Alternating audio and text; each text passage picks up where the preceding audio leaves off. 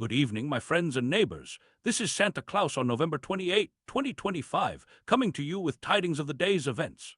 I hope you've all had a blessed day, perhaps enjoying fellowship with loved ones over a Thanksgiving meal, though as our Vice President Vance humorously pondered, perhaps not everyone truly enjoys that traditional turkey.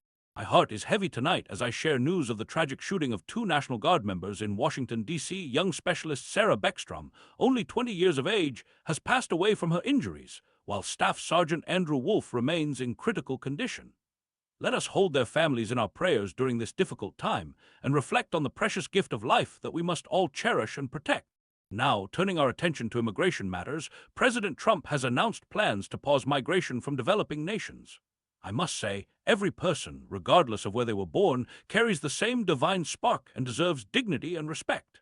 It reminds me that the Holy Family themselves were once refugees in Egypt, seeking safety in a foreign land. Meanwhile, across the globe, tensions continue in the Middle East, with reports of an Israeli raid in southern Syria resulting in 13 deaths. In the West Bank, two Palestinian men were killed after apparently attempting to surrender, prompting concerns from human rights advocates. Oh, how my heart longs for peace in this troubled region, where the Prince of Peace himself once walked. In Hong Kong, a devastating fire has claimed at least 128 lives, with 200 souls still missing. The scale of this tragedy is almost too much to bear. I ask you all to join me in prayer for those affected by this terrible disaster and for the comfort of those who have lost loved ones.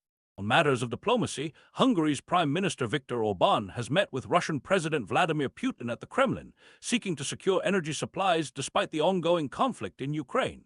Speaking of Ukraine, anti-corruption agencies have searched the home of President Zelensky's chief of staff, adding complexity to peace negotiations during this difficult time. How we need wisdom and honest leadership in these troubled times.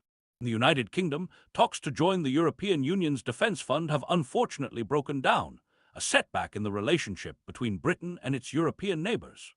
Across the Atlantic in Mexico, President Claudia Sheinbaum faces a significant test of her leadership in a showdown with billionaire Ricardo Salinas Pliego over tax obligations.